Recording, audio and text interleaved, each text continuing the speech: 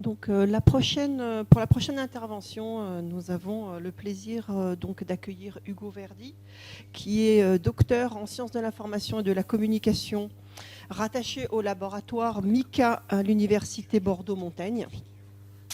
Les recherches d'Hugo portent sur les différents concepts liés aux données et à leurs usages, culture des données, gouvernance des données, éthique des données, etc. Il a soutenu une thèse en juillet 2024 intitulée « À la recherche d'une maîtrise des données, une étude des discours scientifiques et personnels sur la data literacy ». Thèse soutenue à l'Université de Bordeaux-Montaigne sous la direction d'Olivier Ledeuf. C'est donc en spécialiste des données, mais aussi de l'infodocumentation et de la pédagogie documentaire que nous accueillons Hugo aujourd'hui, puisqu'il a été tour à tour documentaliste après un master suivi à l'ENSI, professeur documentaliste en établissement scolaire durant 7 années, personnel d'appui à la recherche où il a exercé les fonctions d'ATER au CNAM, d'ingénieur d'études et de post-doctorant dans le cadre du projet Gouvernance des données. Alors, la communication d'aujourd'hui s'intitule « Lutter contre la violence des données issue de la datafication pour une littératie des données KIR ». Cette conférence cherche à poser les bases d'une littératie des données KIR afin de proposer des formes alternatives de données pour représenter au mieux les milieux de vie KIR. Merci.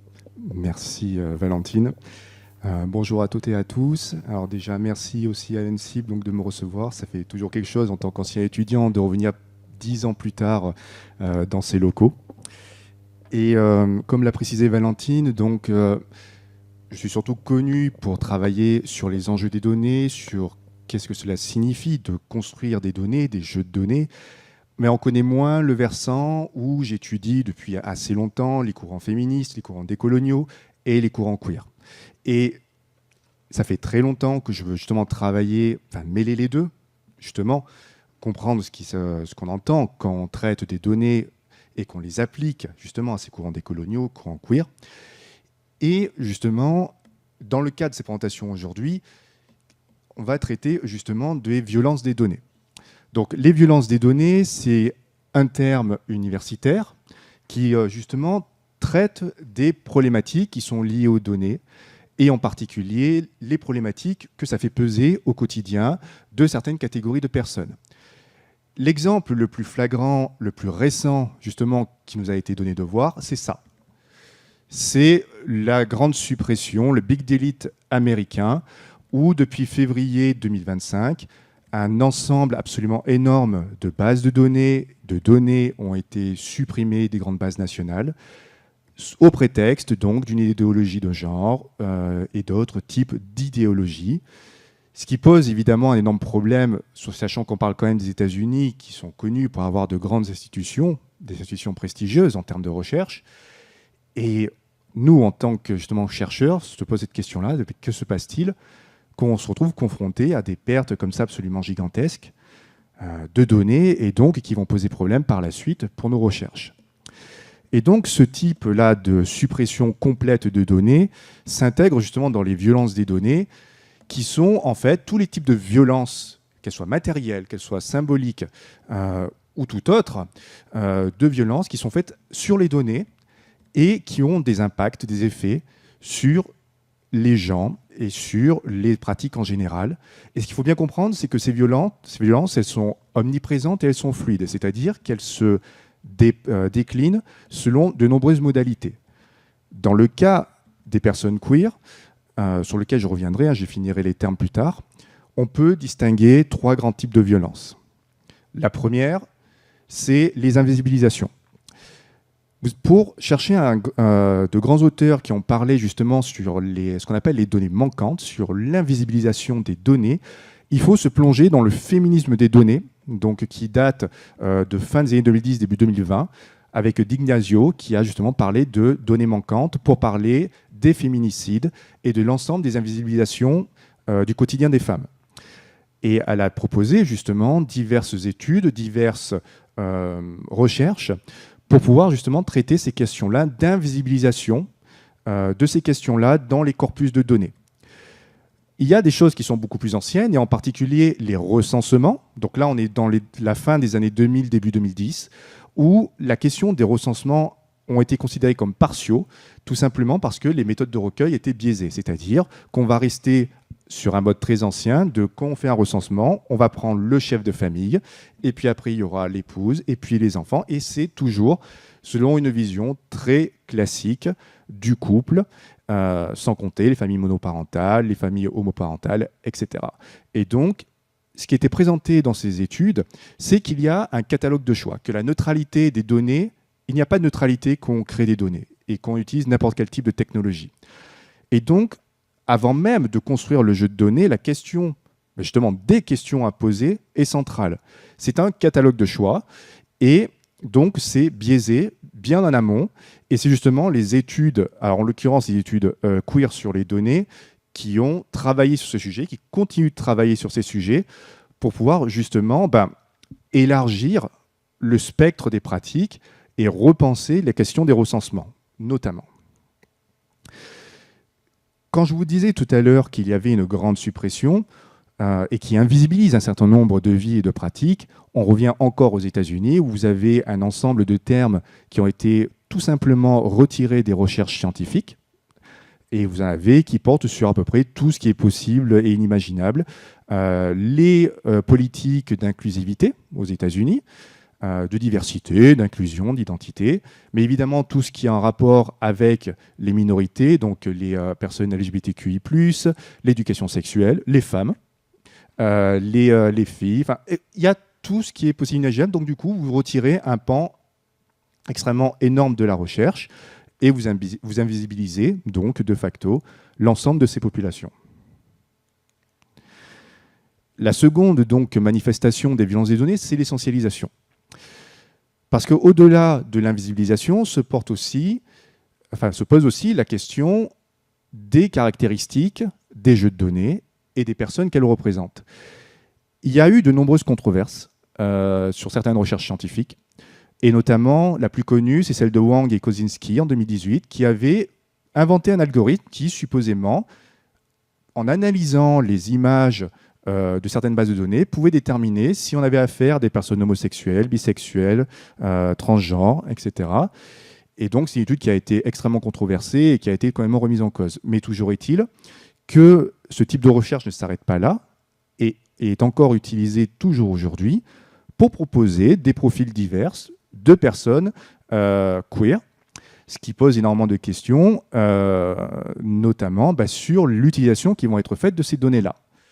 Je vous donne un exemple assez concret qui a été fait par le magazine Wired l'année dernière, qui a utilisé plusieurs outils d'intelligence artificielle générative, et les prompts étaient basés sur « génère-moi une personne bisexuelle, génère-moi une personne homosexuelle, transgenre, etc. » Ce qui s'est passé, c'est que quand vous regardez donc un peu quelques images que j'ai pu retirer donc de l'article, c'est que déjà, vous avez affaire toujours à des personnes blanches, toujours à des personnes avec certaines caractéristiques faciales qui sont identiques. Là, si je vous montre les deux images, à gauche, c'est censé être une personne bisexuelle, à droite, une personne lesbienne. Et si on continue, les deux personnes que vous avez en face sont censées être des personnes transgenres. Avec toujours des cheveux colorés, avec des tatouages, avec toujours un effet sexualisant assez marqué. Et donc, on se retrouve justement avec cette problématique essentialisante qui se retrouve dans les jeux de données et se pose justement la question de la construction de ces jeux de données-là.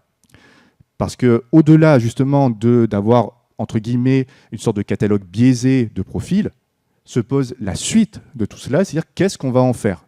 Quel va être l'usage pour cela, sachant que dans de nombreux pays, toute personne qui dévie des normes de genre, des normes de sexualité, sont au mieux emprisonnés, au pire exécutés. Donc il y a toujours ces questions-là assez profondes à se poser quand on traite ces jeux de données. Et surtout, point assez central qui n'est pas très connu actuellement, c'est qu'il y a plusieurs études qui commencent à faire ressortir que d'ici 2028, l'ensemble des données que les IA génératives utiliseront, en fait, il n'y en aura plus. Il n'y en aura plus pour quelle raison? Parce que déjà, l'ensemble des IA génératives, en tout cas des logiciels, ont absorbé l'ensemble des données qu'ils avaient à disposition, quasiment. Et surtout, que la plupart des sites, maintenant, bloquent l'accès aux données. Donc, il est prévu, alors évidemment, les prédictions, on en fait un peu tout et n'importe quoi, à peu près en 2028, il n'y aura plus de données nouvelles à analyser. Ça veut dire que ce sont les IA générales, enfin les IA, elles ne vivent pas par elles-mêmes, mais en tout cas, les données seront auto-générées par des IA. Donc, ça veut dire que déjà, avec des jeux de données dont on ne sait pas d'où ils proviennent, proposent déjà des profils essentialisants. Si maintenant vous continuez à rajouter des données qui sont auto-générées, cela va alimenter ces problématiques et donc aggraver l'ensemble des problèmes existants. Et évidemment, la troisième manifestation de cette violence, c'est la discrimination. Où les deux premières pouvaient, dans une certaine mesure, être non volontaires, jusqu'à un certain point, là, on est dans une utilisation claire de discrimination. Et ce qui est le plus utilisé, c'est ce qu'on appelle la dataveillance, c'est-à-dire la surveillance par les données, à travers l'ensemble des données des personnes et de leurs usages. Et donc, pour surveiller leur communication, surveiller leurs faits et gestes, etc. Et donc, on se retrouve encore une fois avec cette grande problématique-là de mauvais traitement de données. Donc, sur ces premières bases, l'objectif donc de la communication que je vous présente aujourd'hui, c'est de proposer, de poser les bases d'une littératie queer des données qui n'existe toujours pas à l'heure actuelle et qui va prendre appui sur des choses qui existent déjà. C'est-à-dire qu'il existe des littératies queer, des littératies critiques sur les données, des pédagogies queer, donc je vais y revenir au fur et à mesure, dont l'objectif central, c'est de favoriser une prise de conscience. Une prise de conscience, justement, sur tout ce que j'ai pu vous indiquer dès maintenant, c'est-à-dire comment la construction de jeux de données a des effets extrêmement percutants, extrêmement parfois graves, sur l'expérience de vie des personnes queer. Je vous ai mis ici une définition de ce qui est entendu par l'expérience, par Teresa de Laurentiis, qui est quand même une chercheuse assez centrale quand on parle du queer, j'y reviendrai plus tard, mais qui présente justement l'expérience comme un complexe de signification, d'effets, d'habitudes, de dispositions, d'associations et de perceptions qui résultent d'une interaction sémiotique entre le soi et le monde extérieur. Alors, je ne vous demande pas de retenir une définition aussi compliquée. L'objectif, c'est de comprendre que ce qu'on entend par l'expérience est extrêmement varié et extrêmement complexe. Dans le cadre justement de la base, du fondement de cette littératie des données queer, elle s'intégrera dans les Critical Data Studies, sur lesquels je vais revenir. C'est des études critiques sur les données qui possèdent de nombreux courants, mais parmi ceux qui sont les plus adaptés justement pour développer ce type de littératie, c'est tout d'abord ce qu'on appelle la science des données radicales, donc qui a été développée par Keyes, et en fait l'objectif c'est de permettre à travers les données, de permettre aux gens de pouvoir s'exprimer par eux-mêmes, de pouvoir se définir par eux-mêmes, et surtout d'empêcher les gens qui ne entre guillemets, ne participent pas au système, c'est-à-dire en gros qui ne sont pas intégrés au système pour X raisons, à cause de handicap, à cause de sexualité, de genre, etc. En tout cas, qui font l'objet de discrimination et qui puissent justement se réintégrer dans ce système-là qu'ils peuvent modifier. Il y a également la datafication située de Wang, c'est-à-dire en fait de pouvoir justement discuter sous tous ces aspects les problématiques de datafication. Ce qui est entendu par la datafication, c'est en fait la quantification des relations sociales, donc à partir desquelles on peut créer des jeux de données et on peut prendre des décisions supposément à partir de ça. La datafication, c'est ça. Et c'est issu des pratiques du big data du début des années 2000. Ça a été remis en cause, je vais y revenir plus tard. Et la dernière partie, c'est dancing. Donc là, on se rapproche des théories plutôt féministes sur les données. C'est la justice des données. En fait, c'est une réponse pour pouvoir bloquer justement les inégalités de discrimination au sein des logiques automatiques et algorithmiques. Donc ça, ce sont des courants qui ont lieu dans les études critiques sur les données et sur lesquels on peut se raccorder pour proposer cette littératie-là. Et donc, ce que je voulais vous dire, c'est, je vous ai parlé des études critiques sur les données, mais de quoi est-ce qu'on parle ? Ce qu'il faut comprendre, donc, c'est que les études critiques sur les données ont émergé au courant des années 2010 en tant que critiques aux pratiques du big data, et en particulier avec les travaux de Crawford, c'est-à-dire en fait sur le fait que non, il n'est pas aussi possible que l'on pense de pouvoir quantifier et rendre prévisible le réel grâce aux données. Il y a de nombreuses limites, il y a de nombreux biais, comme j'ai pu vous le présenter, et donc ça a commencé à partir de cela, avec une volonté critique et politique de ces analyses. Et en cela, l'auteur de référence des études critiques sur les données, c'est Paulo Freire. Paulo Freire, qui est un pédagogue brésilien, qui a vécu donc, qui a subi la dictature militaire du Brésil dans les années 60 jusqu'à 80, et qui a proposé justement une méthodologie dans son ouvrage de référence qui est la pédagogie des opprimés, dans lequel il propose justement le développement de l'alphabétisation d'un point de vue critique pour pouvoir résister à la propagande et au discours justement politique issus de l'État. Donc c'est une vision politique critique de remise en cause de ce qui est fait jusqu'à présent. Yep. Et donc, l'objet central des études critiques sur les données, c'est l'analyse du pouvoir, au sens de Foucault, c'est-à-dire l'ensemble des interactions politiques qui ont un effet sur les vies des personnes. Et l'objectif, c'est de pouvoir en faire une critique crédible, parce qu'il y a évidemment le rejet qui est tout à fait possible, de dire ce sont des études qui sont biaisées, donc on va les rejeter. Non, là, il y a une étude critique, une vraie recherche de la compréhension et de la critique de ce pouvoir-là, et en particulier, comment y échapper, ou en tout cas comment le contourner, notamment à travers des politiques de résistance, en particulier sur les données personnelles, ce qu'on appelle la surveillance.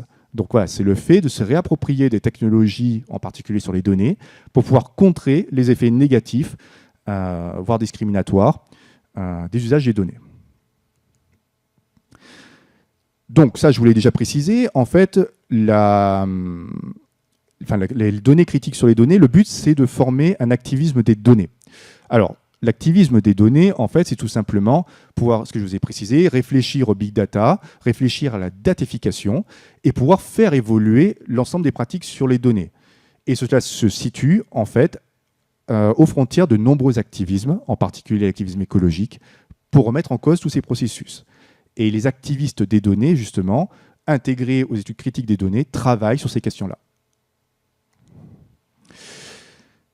Donc, on se retrouve évidemment dans une logique politique. C'est une prise de décision politique, une prise de responsabilité, c'est une vision militante des choses, pour justement permettre aux gens d'avoir ce qu'on appelle l'empowerment, c'est-à-dire une capacité d'agir, de redonner aux individus leur capacité d'agir, en particulier quand on traite des données, et justement de trouver des imaginaires alternatifs à la datification déjà existante.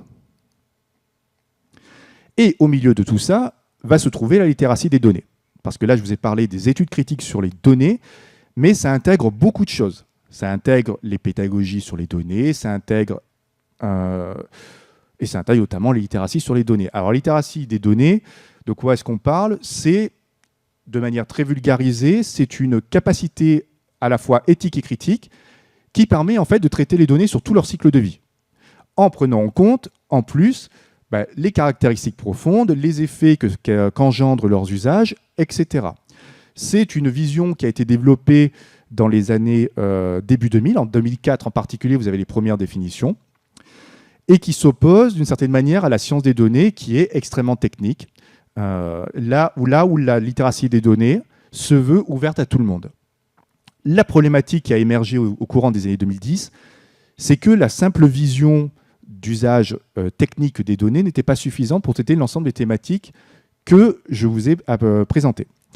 Il y a eu une évolution de la littératie des données en différents courants qui ont traité justement les problématiques, par exemple des thématiques spécifiques de traitement des données comme la visualisation des données, des problématiques de certains types de données, les données de santé, les données de la recherche, des problématiques critiques, etc., etc. Donc en fait, vous avez une myriade actuellement de littératie des données au pluriel. Pendant mes travaux de thèse, où je m'étais arrêté en 2023, il y avait plus d'une trentaine de littératies des données différentes, avec pas forcément de lien entre elles, ou même parfois contradictoires. Donc on se retrouve en fait avec une problématique actuelle vis-à-vis de la littératie des données. ce qu'il faut savoir, c'est qu'il existe des littératies qui sont liées au genre, enfin à l'étude du genre et du sexe. Ça existe. Il existe même des littératies queer. Par contre, mixer les deux, genre, sexe et données, ça n'existe pas. D'où cette proposition là aujourd'hui de pouvoir mixer des usages, des pratiques pour arriver justement à concevoir ce type de littératie là. Alors, tout ça, c'est bien beau, mais la question qui va se poser, la question centrale, bref, c'est, et je prends des guillemets quand je dis ça, c'est le queer. Qu'est-ce qu'on entend par le queer? Ce qu'il faut comprendre, c'est tout d'abord, l'objectif ici, c'est de proposer des données queer. Donc, les données queer, en fait, c'est de proposer la création de données avec une analyse en amont des caractéristiques socioculturelles de ces données-là, pour avoir une corrélation parfaite entre les expériences de vie des personnes LGBTQIA+, et leur transcription dans le standard des données. La question des queer data, des données queer, existe depuis un peu moins de 10 ans. C'est une thématique qui est assez nouvelle. En tout cas, les premiers travaux datent des années 2020, donc vous voyez que c'est quand même assez récent. Et l'objectif, évidemment, encore une fois, c'est de résister à l'ensemble des normes sur le genre, des normes sur la sexualité, qui se traduisent dans les jeux de données, pour proposer une autre vision de la datafication. Donc, l'usage du queer dans ce cas-là, c'est de créer des données queer, mais aussi de ce qu'on appelle, et c'est Judith Butler qui en parle, c'est de queeriser les données.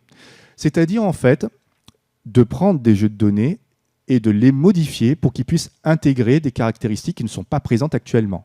Ça, je vais y venir plus tard, mais c'est par exemple le cas des archives, ce qu'on appelle les contre-archives. Les contre-archives, c'est le fait, non pas de supprimer des archives existantes pour en créer de nouvelles qui seraient plus adaptées aux critères de notre époque moderne, c'est justement de compléter avec des choses qui sont manquantes. Et alors, par contre, j'ai oublié l'auteur, donc je vous le retrouverai. Un ouvrage qui est sorti il y a quelques semaines, justement, est centré sur la contre-archive des archives de la police en France sur le fichage des homosexuels dans les années 30 jusqu'à les années 70. Et l'objectif, c'est de faire réémerger ces visions-là qui ont été ou oubliées ou complètement effacées. Et donc, la contre-archive s'intègre là-dedans. C'est un type de queerisation des données. Alors, quand on parle de queer, la définition la plus connue, et pas la plus simple, c'est celle de Sedgwick, donc en 1980, qui est donc, je vous la lis, c'est le maillage ouvert de possibilités, de lacunes, de chevauchements, de dissonances et de résonances, de lapses et d'excès de signification, quand les éléments constitutifs du genre de quiconque, de la sexualité de quiconque, ne sont pas faits ou ne peuvent pas être faits pour signifier de manière monolithique. Alors, dit comme ça, c'est pas la définition la plus simple qu'on puisse imaginer pour pouvoir parler de queer, mais ce qu'il faut bien retenir, c'est le fait que les identités ne sont pas fixées dans le marbre, qu'elles peuvent évoluer, qu'elles sont fluides. Et le queer, en fait, et d'ailleurs, Sedgwick et Teresa de Laurentiis, en fait, tout ça provient de théories féministes. Et en particulier, ce qui a été proposé, alors ce n'était pas nouveau à l'époque, puisque le terme a été popularisé par de Laurentiis, c'est ce qu'on appelle la théorie queer. Et je vais préciser après qu'il n'y a pas une théorie queer. C'est-à-dire en fait un travail conceptuel et spéculatif, donc pour déconstruire les discours ambiants et pour en créer de nouveaux, pour éviter ce qu'on appelle les silences construits. C'est ce que je vous précisais tout à l'heure justement sur les contre-archives et aussi justement sur les données manquantes qui ont été présentées par D'Ignazio, puisqu'encore une fois, on est dans une vision féministe des données. Et l'objectif, évidemment, c'est d'avoir une démarche critique, mais également stratégique au sens militant et politique du terme, pour comprendre les zones de friction entre les identités. Et cela, je vais y venir. Et ce que je vous disais, c'est qu'en fait, il faut bien comprendre que quand on parle de queer ou de théorie queer, il n'y a pas une vision unique. Il y a des courants. Des courants qui sont parfois un peu contradictoires entre eux, parfois extrêmement complexes. Donc, je ne vais pas développer ici, mais par exemple, vous avez des courants de théorie queer sur le freudo-marxisme révolutionnaire, sur le constructivisme radical ou sur les théories antisociales. Vous avez l'ouvrage de Bernini qui a été traduit en français, qui est en 2018, qui est vraiment assez clair là-dessus et qui donne vraiment une vision assez complète de ce qu'on entend par les théories queer. Les problématiques, évidemment, qu'il faut bien avoir en tête, c'est que quand on parle de théorie queer, en fait, la majorité, les auteurs et les autrices, sont blancs. Donc, ce qui invisibilise un certain nombre de corpus queer, voire de corpus racisés, et ce, même à travers les jeux de données. Et ça, vous avez par exemple l'article de Bac de 2024 qui est assez clair là-dessus. Pour toutes les références, je vous les donnerai. Mais alors du coup, à quoi nous sert le queer, en fait? Pourquoi pas parler de genre? Pourquoi ne pas parler, je sais pas, de LGBTQIA+, etc. L'objectif quand on utilise le queer, qui est d'ailleurs, somme toute, biaisé et limité, il faut bien avoir conscience de cela, c'est pas la solution à tout, c'est de pouvoir englober le plus d'identités possibles. Et surtout, de pouvoir remettre en cause les normes actuelles sur les normativités hétérosexuelles, hétérosexistes, hétéropatriarcales et les normes cisgenres, comme ça a déjà été présenté dans la présentation précédente, sur l'identité de genre et sur le genre lui-même.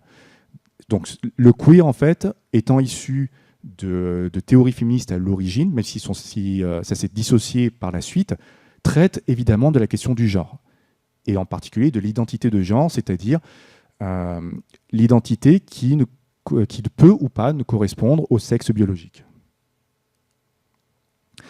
Alors l'objectif, et justement pour combattre un peu une idée reçue, quand on parle de queer, ce n'est pas de complètement supprimer tout type de normalité, de régime de normalité. C'est de se décentrer des régimes actuels hétéronormatifs pour proposer pour élargir le spectre d'identité, avoir un spectre beaucoup plus large.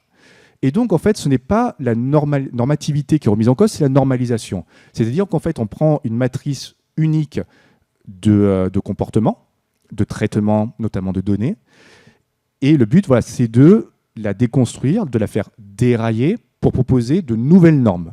Donc, le but, c'est pas du tout de dire les normes, l'hétérosexualité, c'est à supprimer, c'est pas du tout ça. Le but, c'est de dire il faut pouvoir intégrer d'autres types de normes pour que ce soit le plus représentatif possible.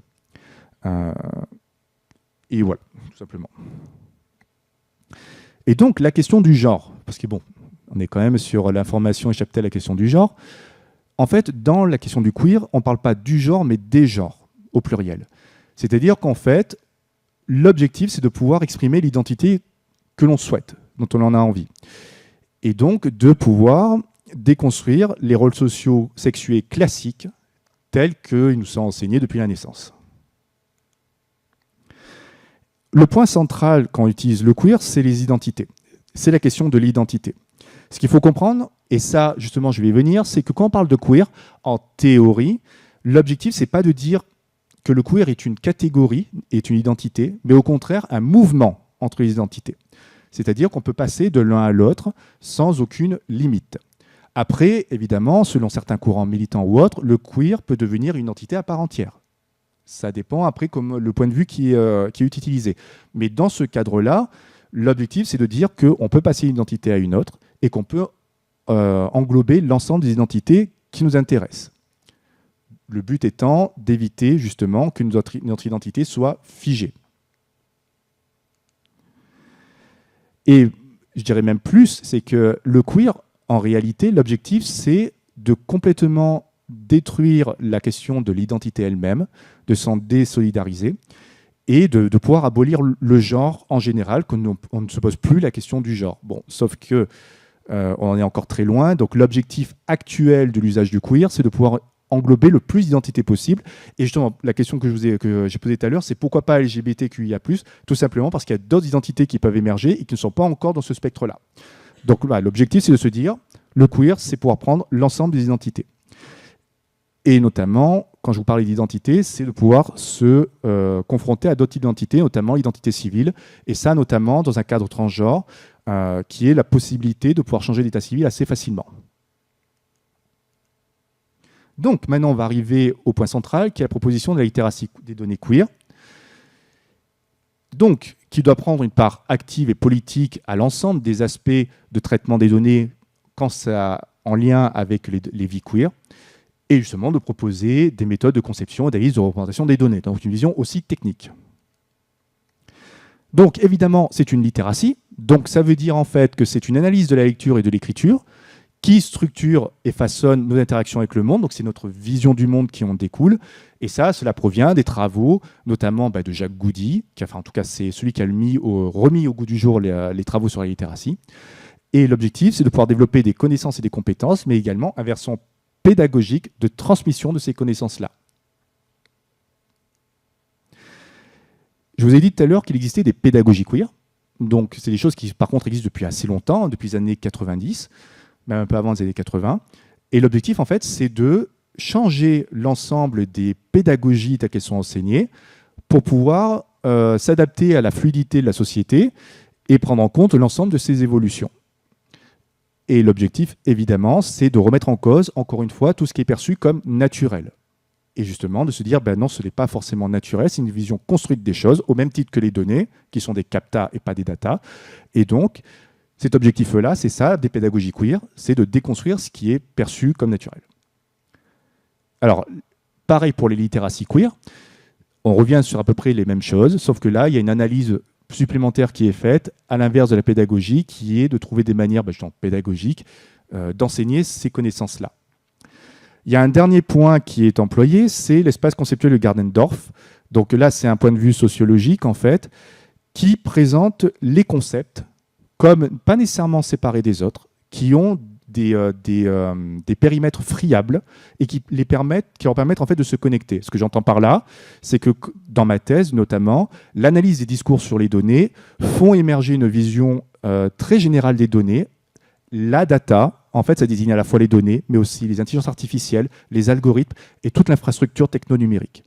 L'avantage, en fait, de pouvoir parler de la donnée comme un système, c'est d'éviter justement des visions silotées des choses et de pouvoir justement, dans le cas de littératie, donc dans le cas d'un enseignement, de pouvoir prendre en compte l'ensemble de ce système-là, de cet écosystème, et de pouvoir mieux enseigner l'ensemble des choses, parce que parler de données, c'est extrêmement compliqué, parler d'intelligence artificielle, c'est extrêmement compliqué, malgré tous les grands discours un peu de marketing qui ont lieu actuellement. Donc l'objectif, c'est ça. C'est de se dire qu'on parle de données, on ne parle pas que de données. Et donc, la littératie des données queer, en fait, c'est une vision... Attends, est-ce que je peux virer ce truc? Voilà. Et je reviens en arrière. L'objectif, en fait, c'est de se dire que les littératies queer des données, en fait, ne sont pas autarciques. Enfin, elle n'est pas autarcique.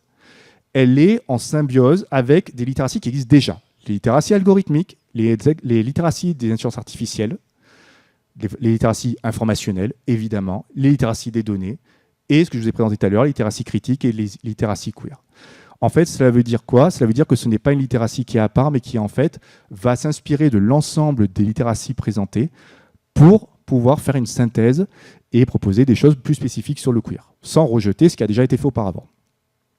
Et la dernière chose, c'est la littératie numérique qui a été conceptualisée par Vitaly Rosati dans son ouvrage sur l'éloge du bug, et qui est assez intéressante à plusieurs titres, en particulier tout simplement parce que dans les discours, les données sont maintenant quasiment considérées que comme numériques. Ce qui n'était pas le cas à l'origine, parce que vous avez des données analogues, mais actuellement, l'ensemble des discours et justement des traitements des données sont perçus comme des données numériques. Donc, pour rester en lien justement avec ces évolutions-là, la littératie de données queer peut être considérée comme une littératie numérique au sens de Vitaly Rosati, c'est-à-dire qu'il y a une conscience de la multiplicité des modèles. Donc, c'est-à-dire, quel est le modèle qui fonde une technologie particulière? Comment une technologie fonctionne? La recherche de la complexité, parce que, évidemment, quand on traite des données, quand on parle de quelque chose de technique, ce n'est pas simple. Et donc, il y a aussi la question de la matérialité sur laquelle je vais arriver. Et évidemment, surtout, une vision militante, ou en tout cas de recherche d'activité, de chercher des solutions, pas d'être passif vis-à-vis des technologies. Et donc, cette vision-là va se décliner en 5 approches. Une approche critique qui va révéler et étudier les enjeux de pouvoir qui accompagnent les discours et les méthodes de traitement des données. L'approche mécanologique étudiée donc des travaux de Simondon qui va étudier les données sur leurs aspects socio-techniques et qui va amener au développement de culture technique. L'approche queer, que je vais revenir plus en détail. L'approche éthique et l'approche intersectionnelle. La première, c'est l'approche critique. Donc, on revient évidemment dans les études critiques sur les données, et donc l'objectif, c'est de comprendre de manière critique politique ce que la datification implique. Et surtout, quand on est dans un cadre queer, parce que là, toutes les approches sont interreliées entre elles, hein, l'objectif, c'est de se dire qu'il faut arriver à la subversion, c'est-à-dire d'avoir la capacité de pouvoir bouleverser notre capacité à lire le monde, d'avoir cette compétence-là, de ne pas prendre le monde tel qu'on se le représente comme acquis, mais justement de savoir le déconstruire et savoir justement l'étudier. Et surtout, quand on parle de choses critiques, et là je reviens à Vitali Rosati, c'est de revenir à la matérialité, c'est-à-dire de dépasser la rhétorique toujours actuelle de l'immatérialité quand on parle de numérique, en particulier quand on parle des données. Ce qu'il faut comprendre, c'est que les données, ce n'est pas quelque chose d'immatériel, c'est quelque chose au contraire de très concret. Vous avez des data centers, vous avez des ordinateurs, voilà, ça a un coût en termes de matériaux, un coût en électricité, etc. Donc c'est quelque chose de réel, de matériel. Et tout cela s'inscrit dans le courant du matérialisme numérique tel qu'a été évoqué par Nathalie Kazmajor au Canada, qui font en fait des données numériques, des inscriptions physiques avec des effets matériels et en particulier le coût écologique de leur gestion. Et ça, vous avez l'ouvrage de Flippo de 2021, il me semble, sur le coût matériel du numérique. Voilà, et donc l'objectif, c'est de savoir déterminer les aspects politiques, sociaux et matériellement construits des données et avoir conscience justement de leurs effets sur les discours. Puisque moi, dans mes travaux, j'analyse, ma spécialité, c'est l'analyse de discours, en fait. Donc, le but, c'est de pouvoir déconstruire ces discours-là et pouvoir en tenir d'autres. Et en particulier, alors ça, c'est mon petit... ça vient de mes travaux de thèse, en fait, c'est d'avoir une posture dite désenchantée. Ce que j'entends par désenchanté, c'est le fait que la littératie des données ne donne pas une vision enchantée du monde. Au contraire, malgré justement les discours actuels, quand on nous vend la culture des données, la culture data, c'est toujours solution clé en main qui va résoudre tous nos problèmes. Alors que dans la réalité, quand vous regardez vraiment les travaux sur la littératie des données, l'objectif c'est d'avoir une vision froide des choses et justement de contrecarrer l'ensemble des visions enchantées, en particulier les discours enchantés sur les technologies et ce qu'on appelle les technodiscours, c'est-à-dire les discours qui absorbent les technologies sans aucune remise en question. De dépasser évidemment les visions pharmaconiques, c'est-à-dire soit les données comme la meilleure chose qui existe, soit comme la pire chose qui existe, et de révéler les impensés. Donc, et là, je m'inscris dans les travaux de Pascal Robert, qui est ici à l'ENSIB. La seconde approche, c'est l'approche mécanologique, donc, qui est issue des travaux de Simondon, mais en l'occurrence, et ça on ne se refait pas, je m'inscris dans l'approche mécanologique telle que reformulée par Olivier Ledeuf et Raya Romanos, qui est celle qui permet d'ouvrir le dispositif non seulement au sens technique, mais également au sens de l'étude de la machine qui produit des effets et qui est pensée avant même sa concrétisation. Globalement, ça veut dire mettre les mains dans le cambouis et savoir ou comprendre le fonctionnement technique de l'ensemble des logiciels, de l'ensemble des machines, et pas avoir une vision uniquement théorique des choses. Et donc, c'est avoir une conscience des limites et des biais de l'ensemble de ces dispositifs technologiques et une capacité à les contourner. On revient justement à ce que je vous ai dit tout à l'heure sur les méthodes de surveillance, c'est-à-dire de réutilisation de l'ensemble de ces technologies pour pouvoir les contrecarrer. Et évidemment, l'objectif de base, c'est de développer une culture technique au sens des LUL, donc c'est-à-dire de comprendre l'ensemble des données et de leurs éléments connexes, c'est-à-dire les intelligences artificielles, etc. Je vous ai dit que la littératie de données queer doit s'intégrer dans les travaux de Vitali Rosati. En l'occurrence, c'est aussi permettre de détecter les bugs qui sont inscrits dans les jeux de données et de pouvoir justement adapter les décisions à prendre par rapport à ça.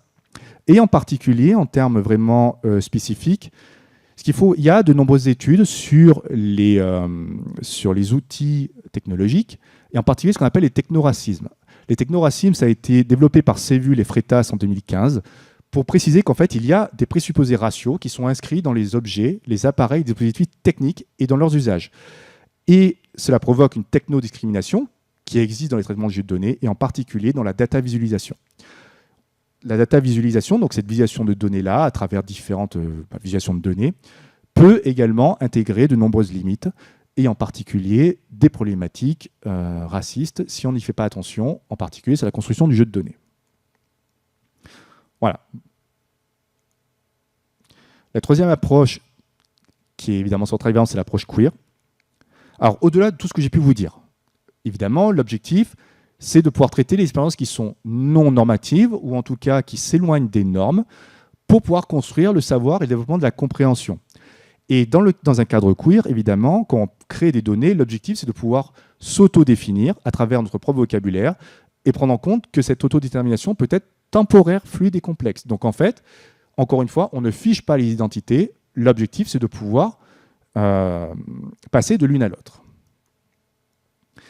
Alors justement, parmi les approches qui existent justement dans cette approche queer dans les données, il y en a plusieurs. Tout d'abord, évidemment, l'identité, à travers l'auto-ethnographie, c'est-à-dire la méthode qui permet de se décrire et de s'interpréter soi-même à travers les textes, les expériences, les croyances et les pratiques culturelles. Dans le cadre de l'ethnographie queer, le but, c'est pas tant de documenter les vies queer, évidemment que c'est central de parler de queer, mais le but, c'est de pouvoir, à la fin, modifier les pensées conventionnelles sur le genre et la sexualité. Et je vais prendre 2 cas concrets qui existent justement dans les recherches en sciences de l'information. Vous avez Lamaye Boukentar, donc, qui est québécoise, et qui, elle, a justement travaillé sur cette autoethnographie en tant que chercheuse queer et arabe, et pour justement présenter une identité qui est mouvante et qui dépasse un cadre anti-essentialiste. De pouvoir partir de ce qu'on appelle du trivial, c'est-à-dire tout ce qui compose la quotidienneté, et de pouvoir les mettre en lumière, parce qu'il y a des choses qui ne sont pas connues, notamment les problèmes de racisme, les problèmes de sexisme, etc. Plus proche de nous, et dans la discipline des sciences de l'information et de la communication, c'est Marc Jaja, donc, qui lui se pose en tant que personne racisée et qui étudie le racisme sexuel et la fétichisation raciale à partir justement de son expérience. Et dans les articles qu'il a pu présenter ces dernières années, il a créé un personnage qu'il a appelé Lady Booba sur l'application de rencontre homosexuelle Grindr, qu'il a modifié en permanence avec des filtres, avec des textes, avec des photos, pour montrer justement que les identités ne sont pas monolithiques, mais peuvent être changées au fur et à mesure, et donc que ça implique des problématiques diverses, en particulier en termes de racisme. L'autre partie qui manque justement de la littératie des données, c'est l'espace. L'espace, la temporalité et les corps. C'est les angles morts des littératies des données à l'heure actuelle. Donc, ce qu'il faut comprendre, c'est que l'espace, en particulier l'espace public, au contraire donc de ce qu'a pu dire, j'ai oublié, je crois que c'est Grémas, c'est que l'espace public est en fait très connoté d'un point de vue hétéronormé. Et que donc, par définition, les espaces sont faits pour certains types de personnes et pas d'autres. Et qu'il y a de nombreuses discriminations qui existent. Et l'objectif justement d'une approche queer, c'est de retirer la vision territoriale de l'hétérosexualité dans ces espaces-là. Et il y a 2 ouvrages centraux là-dessus, pour vraiment comprendre la problématique de l'espace, et en particulier de l'espace qu'on veut créer des données. C'est d'abord Discrimination dans la ville de Arnaud Alessandra, qui parle justement des discriminations qui ont lieu dans l'espace public, dans l'espace urbain, vis-à-vis des personnes LGBT, des personnes racisées et des femmes. Et que cette problématique est toujours centrale, et qu'il faut pouvoir justement l'analyser pour pouvoir déconstruire. Et l'autre ouvrage qui est absolument central, c'est le spatioféminisme de Neftisfer, qui en fait va proposer justement une vision féministe de l'espace, d'une réappropriation de l'espace, et notamment à travers les contrecartes. La contrecarte, au même titre donc que les contre-archives, l'objectif, c'est de pouvoir proposer de nouveaux types de cartes qui soient adaptées aux expériences, donc en l'occurrence les expériences féministes, et de pouvoir justement contrecarrer les problématiques. Vous avez un exemple que vous pouvez regarder si vous voulez, qui s'appelle Queering the Map, qui est en fait une carte qui permet aux internautes LGBTQIA+, vous avez en gros une sorte de Google Maps, et vous pouvez rajouter des icônes pour dire « j'ai eu une expérience de vie à tel endroit, et moi en tant que personne LGBTQIA+, voilà ce que ça a fait, voici les impacts que ça a eu ». Et cela, ça fait une immense base de données qui peut être après ensuite analysée. Évidemment, dans un espace, il y a la question du corps. Le corps en tant que vecteur d'identité, d'action, de discours, de genre et de sexualité, et qui est façonné par le pouvoir. Et là, on revient aux travaux de Judith Butler sur le fait que le corps est un enjeu de pouvoir et l'enjeu du pouvoir. Et l'objectif, c'est de pouvoir en fait proposer un corps qui ne soit pas passif, mais actif, en sens d'un corps agissant, de pouvoir l'envisager comme un outil de lutte et de création. Et justement, face aux limites de la littératie des données, il y a Deborah Lupton qui a proposé le concept de data sense, qui est en fait une sorte de littératie des données augmentée, qui propose justement l'étude du corps à travers différentes choses, et notamment, dans son cas, les capteurs numériques qui permettent justement d'avoir des données vivantes sur l'analyse du corps, et en particulier les corps queer. Il existe aussi ce qu'on appelle les soma-technologies, c'est-à-dire en fait des technologies qui sont utilisées pour mettre en évidence en fait l'usage du corps, la compréhension du corps. Et s'il y a un exemple vraiment en France à prendre en compte, c'est la thèse de Jordan Fraser-Emery, qui a travaillé sur la vision 360, les technologies 360 pour l'analyse des corps queer en France et au Brésil. Et donc, qui propose justement diverses méthodes pour analyser les corps. La dernière, c'est la temporalité, le temps. Quand on lit justement les travaux, et notamment les travaux de Taylor, en fait, les vies hétérosexuelles, hétéronormées, en fait, sont considérées comme linéaires. C'est-à-dire, on arrive dans l'enfance, l'adolescence, le début de la vie adulte, le mariage, la reproduction, élever des enfants, la retraite, la vieillesse, la mort et éventuellement l'héritage. Dans le cas des vies queer, ça ne peut pas se soustraire à la linéarité, même s'il y a un effet, depuis quelques années, enfin un moment, de phénomène normalisateur, c'est-à-dire la volonté d'accéder au mariage et d'avoir des enfants. Les vies queer s'intègrent dans une autre temporalité, en particulier ce qu'on appelle le passage du coming out, qu'il soit bisexuel, homosexuel, transgenre, et donc qui n'est pas dans un cadre hétéronormé. Donc l'objectif, c'est de pouvoir prendre en compte ces autres temporalités-là dans la construction des jeux de données, pour justement éviter toujours les mêmes catégories. Donc on vient encore aux histoires de la catégorisation. Et vous avez les travaux de Frecciaro, qui a inventé la spectralité queer et qui en fait propose des récits non linéaires basés sur des expériences de vie selon une temporalité qui n'est pas linéaire, et donc qui revient encore à une histoire de contre-archive.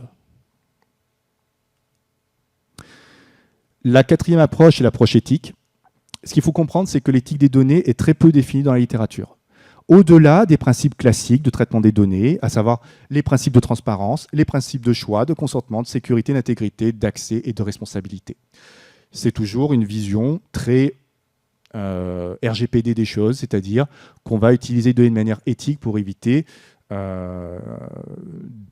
mauvais effets sur les personnes. Il y a une certaine évolution qui a eu lieu, c'est-à-dire qu'il y a les travaux de Potier et Condon en 2020 qui ont parlé d'un engagement responsable avec l'environnement. L'environnement étant les pratiques écologiques d'une part et les personnes qui nous entourent d'autre part. Donc c'est une vision éthique qui se rajoute par-dessus, mais qui reste encore assez insuffisante pour traiter d'autres problématiques. Et c'est pour ça qu'il y a de nombreux auteurs militants, en particulier queer, qui proposent qui se passe sur un rejet de la science supposée neutre et objectif. Et ça, c'est sur les travaux féministes de Donna Haraway, qui a parlé de savoir situer globalement que la science est un lieu de coercition détenu par des hommes en priorité et qui donc façonne la science selon une vision particulière. L'objectif étant, en fait, selon ces visions-là, de décentrer le savoir et de proposer justement des visions pas communautaires, mais pas très loin, en fait, des îlots de science qui ne remettent pas la science en cause, mais en tout cas qui permettent justement d'avoir de nouveaux rapports et de dépasser le cadre supposé neutre de la science. Et la dernière partie, c'est l'approche intersectionnelle. Donc, alors l'intersectionnalité, c'est quelque chose qui est extrêmement ancien. Le terme lui-même, par contre, est connu depuis Crenshaw, qui était une juriste américaine noire, qui a parlé de ça justement pour nommer l'expérience des femmes noires et améliorer la qualité de leur vie. Du fait qu'elles étaient marginalisées, en particulier dans un cadre juridique, parce que la loi ne les protégeait pas. Et l'objectif de l'intersectionnalité, parce que le sens a évolué depuis les années 80, c'est de penser la discrimination autrement que par un prisme factoriel singulier. C'est-à-dire qu'il n'y a pas un seul type de discrimination, il y en a plusieurs qui se regroupent selon les caractéristiques qui nous caractérisent, selon nos caractéristiques. Et donc, l'objectif de la littératie des données queer, c'est de permettre une rencontre croisée des études sur les données quand ça en lien avec les discriminations. De savoir qu'il existe justement des discriminations liées des discriminations contre les féministes, le racisme, le handicap et tout autre type de situation. Et un exemple concret, c'est les travaux de Shaka McGlotton, qui en 2016 a écrit un ouvrage dont, à l'intérieur, elle parle des Black Studies, donc les études sur les vies des personnes noires, qu'elle combine avec le queer pour créer des données queer, black queer, dans ces deux-là, en gros pour combiner à la fois les données noires et les données queer pour pouvoir mieux transcrire sa propre existence, puisque c'est une personne queer et noire, et donc d'intégrer certains concepts, en particulier qui sont liés à Foucault, notamment le concept d'opacité, d'effacement, de cryptage. C'est-à-dire qu'on a toujours la vision des données comme des données ouvertes, qui nous renseignent sur tout. À l'inverse, dans cette vision-là, c'est d'apprendre à camoufler les données, à pouvoir cacher de nombreuses caractéristiques pour ne pas être discriminé. Donc c'est une autre vision des choses qui est justement en contradiction avec une vision toujours ouverte des données.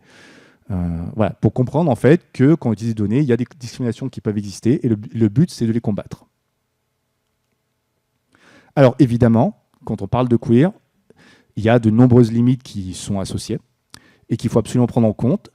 Et justement, l'objectif de cette proposition, c'est qu'on puisse, sur le long terme, pouvoir les noter et pouvoir les dépasser. Et la première chose, évidemment, c'est quand on parle de queerisation des données. En fait, quand on parle de queer, ce que je vous ai précisé tout à l'heure, c'est que ça veut dire qu'il y a des identités qui ne sont pas stables. Et du coup, qu'est-ce qui se passe quand on change les données en permanence, quand on modifie les jeux de données selon, je ne vais pas dire les humeurs, mais en tout cas selon les évolutions de la société, comment on fait pour avoir ce qu'on appelle des données de référence? Comment on fait pour avoir quelque chose qui est scientifiquement prouvé et qui ne va pas changer du jour au lendemain? Donc il y a cette limite-là qui existe. Et en particulier, l'exemple qui s'est posé, c'est sur les problématiques d'historicité et d'archivage des données. Comment on conserve des données quand elles changent en permanence? Et vous avez vu le cas très récent de Wikipédia sur les fiches des personnes transgenres, en particulier sur la problématique du nom à indiquer.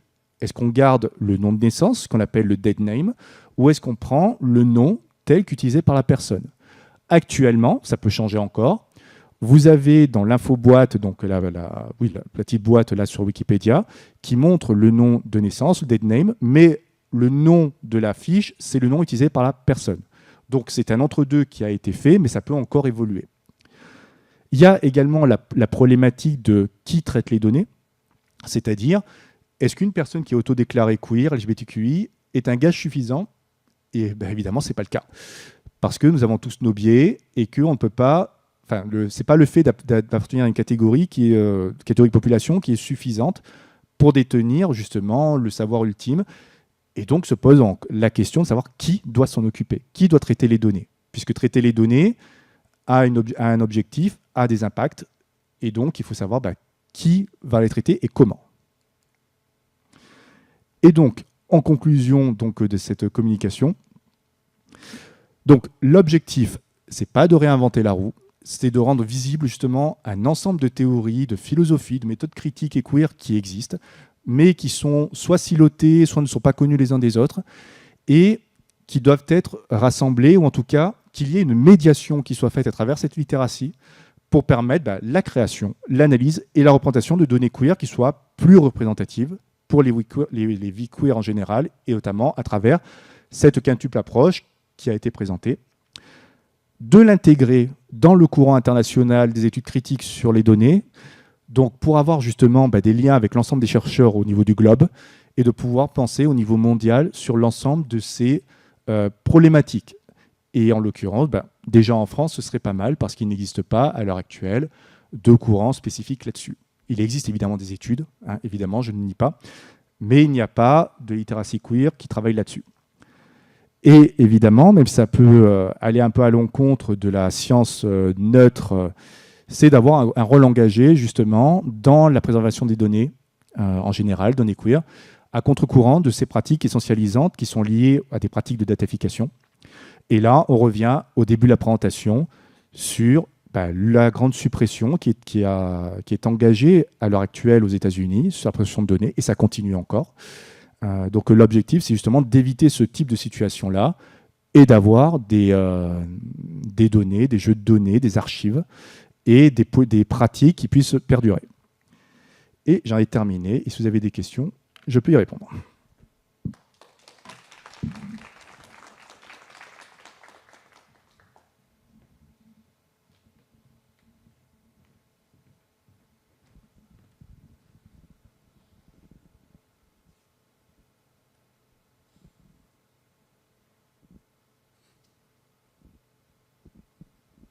Moi, j'aurais une question sur la data literacy. Est-ce que tu as vu des mises en pratique, enfin des expérimentations pédagogiques concrètes autour de cette thématique-là dans le cadre de tes recherches, ou en tout cas des intentions d'eux? Et si oui, lesquelles? Quel public? Comment? Alors, justement, la problématique actuelle, c'est que on ne parle pas de littératie des données quand on parle de traitement de données queer en l'occurrence. Par contre, et c'est ça qui est paradoxal, c'est qu'il existe énormément d'études et de tests sur ces données-là, sur les queer. Et c'est ce que j'ai pu présenter, par exemple, avec les travaux de Chaka McGloton, qui travaille là-dessus, les travaux de Paul Guyane, qui a créé un ouvrage qui s'appelle Queer Data, et dans lequel il propose des manières de repenser les recensements. Qu'est-ce que ça veut dire de refaire un recensement et quelles questions il faut se poser en amont, comment on va traiter ces données-là après, qui doit les traiter, etc. Donc, sur la littératie des données en particulier, non. Par contre, sur les pédagogies des données, pédagogie queer, ça, il y a énormément d'exemples. J'en ai cité quelques-uns ici, mais je pourrais en citer, j'ai une liste après. Oui, ça veut dire que concrètement, par exemple, j'imagine que dans une formation d'historien, la question effectivement de la donnée et effectivement ce que tu as montré de la notion d'archive et de compte archive, ça peut être des choses qui pourraient concrètement être abordées, ou qui le sont peut-être d'ailleurs. En fait, elles sont déjà abordées, Ouais, mais pas dans des formations classiques. En fait, ce sont des travaux très spécifiques qui sont, je ne vais pas dire silotés, mais en tout cas peu connus, si on ne s'y intéresse pas, évidemment. En fait, tout cela, il y a déjà des choses qui existent. Comme je disais, le but, ce n'est pas de réinventer la roue. Il existe énormément de choses, mais il faut les connaître. Et l'objectif de cette data literacy-là, c'est de faire ce jeu de médiation, de faire connaître et de rassembler un ensemble de chercheurs, mais pas que d'ailleurs, pour pouvoir traiter tous ensemble ces thématiques-là et les faire connaître. Donc oui, en fait, il y a énormément de choses qui existent, mais elles ne sont pas connues. Okay. Je vais vous poser une question qui est en ligne. Donc j'ai une personne qui souhaitait savoir, donc bonjour, on est tous OK sur la déconstruction, mais nous sommes des êtres construits par les cultures. Comment fait-on concrètement pour les métiers de l'information sans biais? Très bonne question. Ça n'existe pas. Ça n'existe pas sans biais. C'est pas possible. L'objectif, justement, je suis un ancien documentaliste, donc et un peu archiviste. Alors je ne vais pas me considérer comme un vrai archiviste parce que bon, voilà, c'est un autre métier avec d'autres normes. Mais toujours est-il qu'ancien documentaliste, je connais ces problématiques-là et ça n'existe pas. Soyons très clairs, un monde de documentation sans biais, ça n'existe pas. La seule chose que l'on peut faire, c'est limiter ces biais et proposer des choses qui peuvent être alternatives ou en tout cas qui peuvent permettre de traiter de manière différente l'ensemble de ces thématiques-là. En particulier, si on prend le catalogage. Le catalogage est déterminé par le logiciel qu'on utilise. Donc, il y a toujours une limite technique du logiciel, d'où les travaux de Vitaly Rosati là-dessus. Et l'objectif, c'est de pouvoir justement faire évoluer ces types de logiciels-là et d'intégrer des choses qui sont manquantes. Évidemment, on ne peut pas tout révolutionner, ce n'est pas possible. Et la question est précise dans le sens qu'effectivement, nous sommes des êtres culturels, nous sommes des êtres construits. On ne peut pas tout déconstruire. Ça, c'est l'objectif ultime du queer, sauf que, soyons très clairs, ça n'arrivera pas. L'objectif, c'est au moins de pouvoir justement fluidifier plus en amont l'ensemble des pratiques et de pouvoir élargir et de limiter les biais.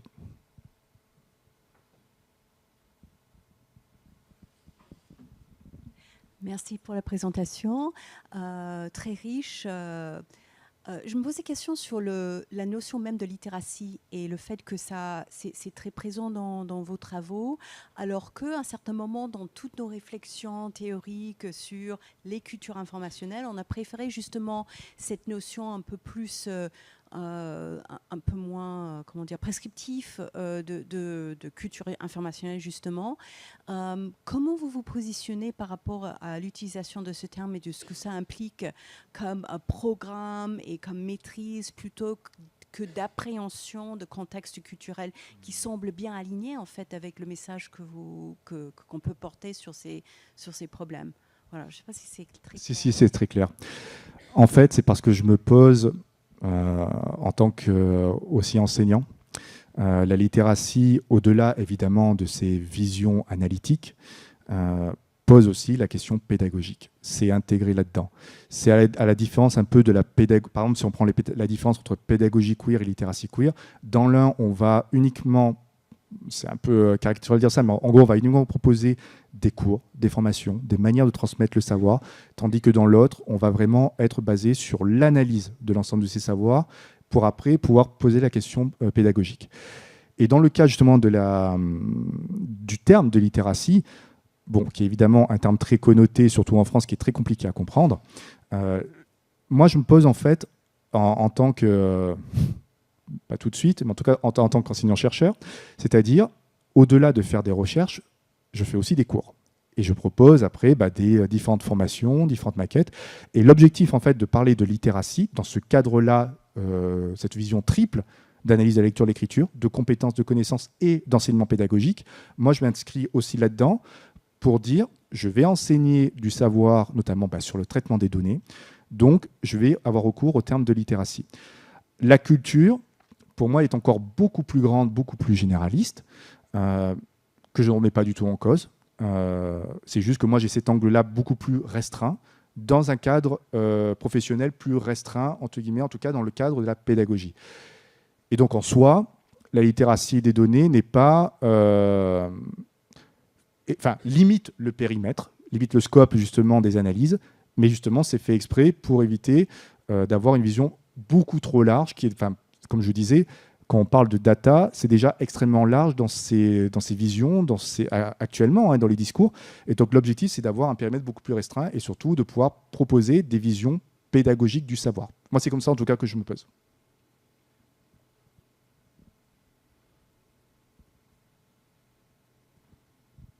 Moi, j'avais une question sur... donc, tu nous as parlé des intelligences artificielles génératives et on le sait effectivement de déjà tous les biais, stéréotypes. Voilà, tu nous as montré des représentations assez exemplaires de ça. Tu nous as dit en fait ça va s'accentuer parce que en gros en ce moment on se met en place des modalités pour éviter que les données soient récupérées. Donc pour faire des corpus d'entraînement et puis en gros au bout d'un moment les seules images qui circuleront ce sont des images qui sont générées, voilà. Est-ce qu'il y aurait naissance d'une forme d'activisme qui pourrait être au contraire de revendiquer en fait la mise en ligne d'images qui représentent d'autres réalités, la diversité des réalités.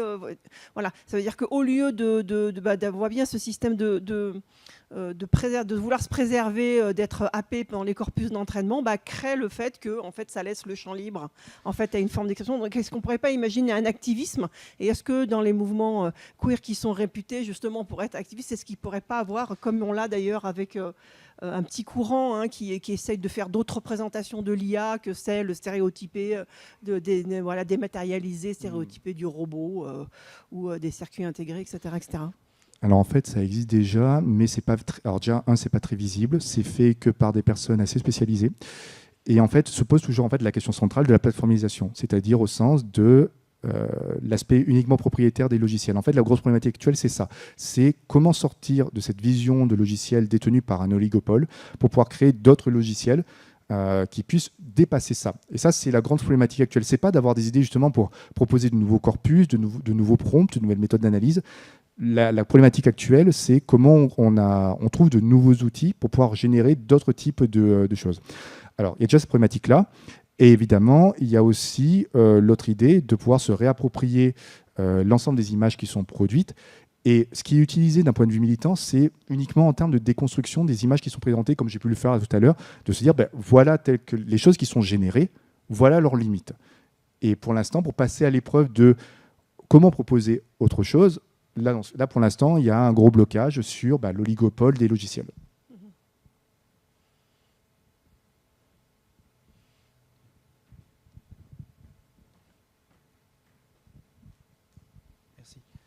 Oui, moi je me pose vraiment la question de l'intégrité des données, en fait, de l'information, par rapport à cette fluidité, qui est l'essence même des données queer, du coup. Puisque et en plus vous avez parlé de l'IA en 2028 avec l'autogénération des données, comment en fait ces données vont correspondre à des données vraiment intègres, en fait, qui vont refléter la réalité des personnes elles-mêmes, et d'ailleurs dans leur propre définition, puisqu'elles ont pour leur redonner la parole, si elles sont invisibilisées, c'est le but, Mais dans un milieu fluide, en fait, comment on va pouvoir s'adapter pour un échantillon intègre en fait de ces données? Et ça m'interroge vraiment, c'est l'historicité pour le coup, et puis la correspondance avec l'intégrité de l'information. Est-ce qu'il y a des solutions prévues? Alors justement, par rapport à ça, il y a une chose qui est assez centrale, justement, que je n'ai pas suffisamment évoquée ici, c'est le principe de documentation et des métadonnées. Quand on parle justement de données qui sont fluides, en fait, c'est de permettre le changement des données. Pour autant, ça ne veut pas dire justement que ces données vont changer du jour au lendemain sans aucune explication. Là où il y a les garde-fous, c'est justement de remettre, c'est un peu caricatural de dire ça, mais c'est de donner une certaine puissance aux documentalistes, à la documentation, de se dire ce tel jeu de données a changé pour telle et telle raison, on se base sur telle et telle chose, et le but c'est de rendre cette documentation visible et surtout simple et concise à comprendre, et en particulier avec l'usage des métadonnées. Les métadonnées sont centrales, et justement dans un exercice de documentation, et c'est justement sur ça, en fait, on pourrait même parler de metadata literacy, ça existe en plus. Mais voilà, pour répondre à la question, en fait, évidemment, l'objectif c'est de permettre un changement fluide, mais pas fait n'importe comment et sans aucune explication. L'objectif, justement, de ces littératies-là, c'est la documentation. Et je reviens en fait à des travaux que j'avais réalisés avec Olivier Ledeuf sur une data literacy distribuée au sens d'une documentation complète, tirée en fait des travaux de Paul Hotelet, des pratiques qui sont faites, en particulier les métadonnées. Voilà, ça c'est quelque chose qui sera toujours présent. Voilà, quand on parle de fluidité, ce n'est pas du changement aléatoire selon les envies. Il y aura toujours des explications qui seront présentées. Donc pas d'autres questions. Voilà, alors pas d'autres questions. Donc on va vous remercier pour cette intervention. Merci beaucoup. Merci beaucoup.